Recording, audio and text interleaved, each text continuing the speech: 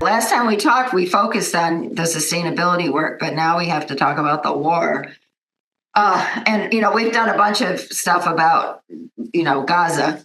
And I kind of wanted to talk to you about the impact of the war in the West Bank and what people, both, in terms of repression, in terms of deaths, but also in terms of further limitations on your, Palestinians' ability to speak out or go play, freedom of movement, freedom of speech, that kind of stuff.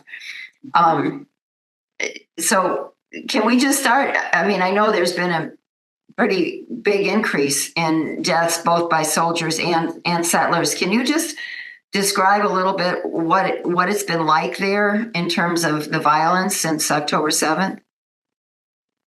Well, I mean, I talk to people from Gaza, either inside Gaza or outside, who left Gaza, managed to get out regularly, and it's pretty undescribable, even in words. I mean, there are millions of people, 2.3 million to be precise, who are starving and who are not drinking enough water. And the images I got is like the skeletons that we saw in Auschwitz or some of the concentration camps of Germany. And this has been ongoing now for 5 months. So people are really to the last breath in some cases, and in others they have already expired. Dozens of children have died of malnutrition and lack of water. This is U.S.-sponsored genocide, and it's ongoing, and nobody is stopping it. And there's no ceasefire. The Israelis are still rampaging bombings, and when they go into Gaza, there's occasional fighting with the resistance forces in Gaza, but most of the time there's just mass slaughter of civilians. Hundreds of people are killed or die of malnutrition and lack of water and food and things like that. Yes, and it's horrific. And I want to know what the impact has been where you live in the West Bank. If you could talk a little about that in terms of the violence since October 7th, and then I want to talk about some of the other. Well, the West Bank is in lockdown, basically. Oh, I'm sorry. Start over because I was still talking. Go ahead. Start over. The West Bank is basically a bunch of Bantustans or ghettos or concentration camps. Since 7 October 2023, for the past 5+ months, we've been cooped up in these concentration areas, and roads are blocked. Israel allows settlers to rampage in the West Bank, killing a lot of Palestinians, both by settlers and soldiers.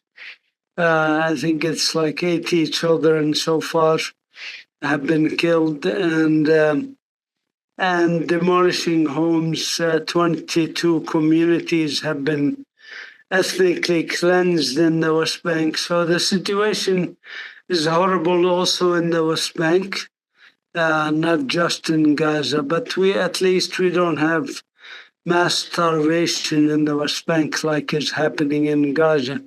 Even though the Palestinian Central Bureau of Statistics just came up with numbers in terms of the disaster state of the economy here in the West Bank. In total, between the West Bank and Gaza, in the first 4 months of this conflict, this most recent conflict, the Palestinian economy lost $2.3 billion. Most people are unemployed and cannot provide for their families as in the West Bank because 150,000 used to work in Israel, another 150,000 used to work in the tourism industry, all of this is shut down. In Gaza, of course, everything is shut down. So there's the only employment left in Gaza is few healthcare workers who have not been killed, or the civil defense, first responders who have not been killed. And 20% of those have been killed or injured or kidnapped by the Israeli army. Wait, when you said, did you say most of the first responders have been killed or 20%? Percent. Okay. Either killed or injured, out of commission, or taken by the Israelis, kidnapped by the Israeli military. Okay. You say a little more about, you said villages had been ethnically cleansed. Say more about that. What does that mean? Well, the Israeli military took the preoccupation of the world with Gaza and came here in the West Bank and started removing some Palestinians from their homes and lands, kicking them out, destroying their homes. So 22 communities were removed. They were housing more than 3,000 people. They were in the remote areas especially. So they came and destroyed their houses, their tents, their caves, even some Bedouins in caves and tents and houses. They removed them. The South Hebron Hill villagers were removed. Most of them were removed. So that's natural for colonizers, sort of like what the U.S. did with Native Americans. Right. And was it mostly Bedouins or that was just some of the people? Bedouins and villagers, as I said, South Hebron Hills, it's villagers. In the Jordan Valley, it's some Bedouins, some villagers. Okay, good, thanks. Not good, but and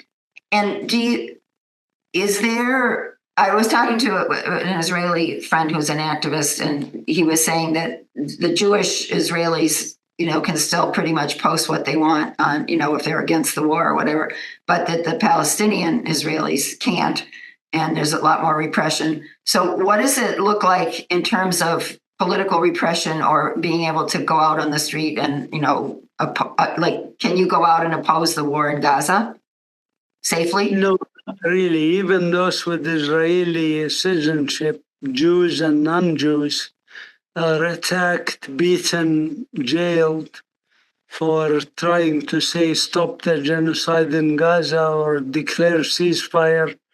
So they have been under tremendous pressure, and many lost their jobs even for posting on Facebook items related to ceasefire or negotiate now or stop the genocide or anything like that. So what do you think? I mean, there's a lot of, as you know, there's been a lot of uproar in the U.S. And, from my perspective, it seems to be very, weighted on the ceasefire side, on the, Palestinian side.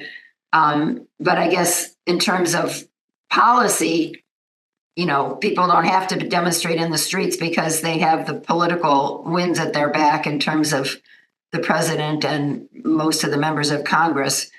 What do you think people in the U.S., what's the best thing that people who want a ceasefire, a permanent ceasefire and justice for Palestinians throughout, the Palestinian territories, what do you think is the best thing that people could be doing?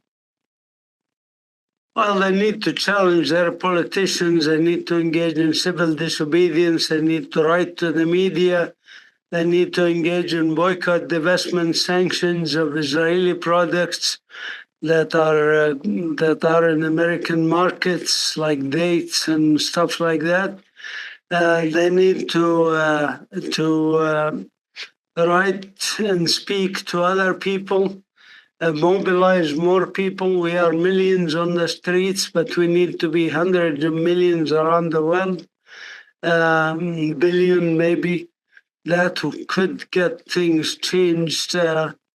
And people need to go out and make a lot of noise. Without speaking, without posting on Facebook and Twitters and Instagram and whatever, Telegram. People can do that. It doesn't take too much time to keep posting, keep showing the videos of the genocide that's ongoing in Gaza. I post about 50 messages a day personally. And one of my messages that I send every other day goes out to 55,000 emails. So, but I do post on X or Twitter, I do post on Facebook, I post on other places. And I encourage everybody, keep posting, keep speaking, keep yelling if you want. Politicians, are bribed and blackmailed and they do what they do to help themselves. We need to do what we can do to help people in Palestine, people in the US, people, Israelis, even everybody here. It's not good for anybody. This endless conflict and regional war that the US started by targeting Yemen instead of targeting Israel and stopping the genocide in Gaza. This is not the right way to go. Yeah, I know. It's been really horrible. Yes, I don't need to tell you, but just in terms of the increase in starvation, deaths by starvation is just really so horrific. One of our Connecticut senators, Chris Murphy, has called for a pause at least, and Blumenthal hasn't. And Rosa DeLauro was just there, and she was making noise about how terrible it all was. But I don't think she's called for a ceasefire yet either. You post. I don't. Is it weekly or is it just whenever you want to or have enough stuff gathered? You post on email. I'm on your. I guess I'm one of those 55,000 people, and I get emails from you regularly that are just full of resources. So if people who get that and we could share them with our friends, follow up and help. That would help us do some of the things that you just said you do. And to kind of spread the word. I have to edit this down to 5.5 minutes, and what you've told me is excellent. I won't have to edit too much, but is there anything else you want to add about where things stand right now, especially focused on what town? Do you live in Beit Sahor, or where do you live? Bethlehem? Yeah, Bethlehem area. Okay. And so now it's a late afternoon, and it's good to talk to you. My final thoughts is the U.S. is being exposed as a hypocritical country, that the government just keeps lying to the people. Everybody in the U.S. should investigate themselves. Every word that the government is telling them should be investigated to find out, if it's truth or not. When Biden says, this thing started October 7 in his State of the Union speech, he was lying. It didn't start October 7. Palestinian children were being killed for 76 years now. Even in 2023, before October 7, dozens of children were killed. Israel had been demolishing homes and had been killing Palestinians long before October 7. And this Warsaw moment, if you want, Warsaw Ghetto Uprising is what happened in October 7. And of course, the response was to level Gaza and kill or injure 5% of Gaza. That's basically 1 in 20 people in Gaza. Imagine if it was the same number in the US, we are talking about 30 million people minimum. who would have been killed, and about 50 million who were injured. So, no, maybe my calculations are wrong, but the US population, 300 and some million, if you take 1/20th of that as injured or killed, you will get millions and millions of people. And this is done with US taxpayers, your taxes, my taxes. I'm a US citizen also. And this is why I get depressed as I pay my taxes that it is going to fund genocide. That's all. Okay, but why do you have to pay taxes? You haven't been in the U.S. in what, 15 years or something? Not that if you are a US citizen and live abroad, you still have to pay taxes. Oh, that's terrible. Yeah, we didn't even talk about how, for years, and especially totally now, that Israel is withholding money from the Palestinian Authority to try to do something, whatever. This probably won't be for the piece, just because I don't have enough minutes. But what do you think is going to happen with the PA? Is Abbas ever going to step down? Do you think there's a chance that oh my gosh, now I forgot his name. Who's the guy who's serving, I guess, life in prison? The Palestinian who everybody says could actually make it. Yeah. Do you think there's any chance he would get out? A potential leader, but Israel won't release him, of course. Right. He's like Nelson Mandela of South Africa. But anyways, no, Mahmoud Abbas has lost all credibility. Right. He is just parroting whatever the Americans want him to say. He even had to come out and say that he liked Biden's State of the Union speech. I didn't hear that. Oh boy. Well, I wish you all the best. I know it's a terrible time.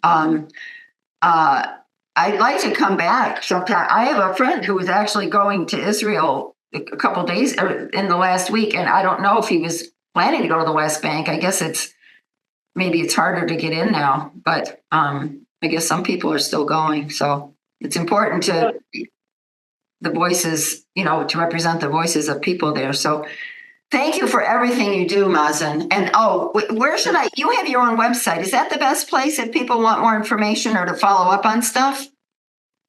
They can email me, put my email, or they can email info@palestinenature.org. Oh, okay. Okay, maybe that's the easiest thing, especially on the radio. info@palestinenature.org. Okay, great. Okay, can you see me now? Can you see me? Yes, okay. I see. Thank you. Because I can't see myself. Take care. All right. Take care. Bye-bye. Bye.